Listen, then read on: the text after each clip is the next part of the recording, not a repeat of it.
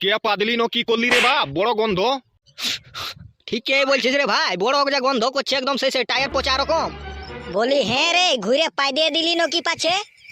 হরে ডাবলা বাইর হাইন গেল। তুই মরাবি, লোকের সামনে এরকম পাই দিয়ে দিলে আমাকে মারে মরাবে।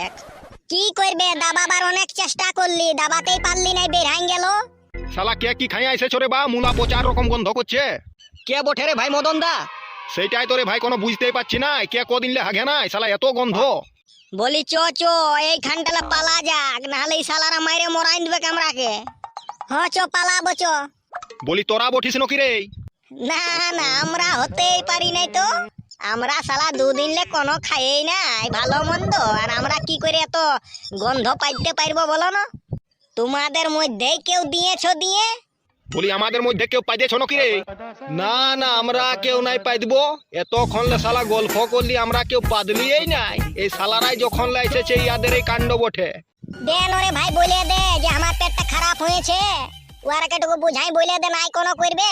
এ হসপিটাল বল যাতে ছিলি, তোমরা আগে দেখলি তখন টুকু দাঁড়ালি, আর কি করবে বের হাইন গেল তো কি করবি? বলি সত্যি করে বলবি না মায়ের খাবি তোরা? না মানে মদন কাকা, একটুকু ইয়ারে এইটুকু পেটটা খারাপ হয়ে গেলছে, ওই আমরা দুজনেই যাতে ছিলি হসপিটাল, তো তোমরা আগে দেখে টুকু দাঁড়ালি, বলি কি করছে কাকারা, তো ইয়ারটুকু বের হাইন গেল পাদ। বলি ঠিকই আছে, আবার জলদি পালা, নাহলে কে ডাকে আমি মাথাটাই ফাটাই দিব। এরকম গন্ধ আমি সহ্য করতে পারছি নাই। হ্যাঁ হ্যাঁ হ্যাঁ, চোরে চোরে পালারে পালারে।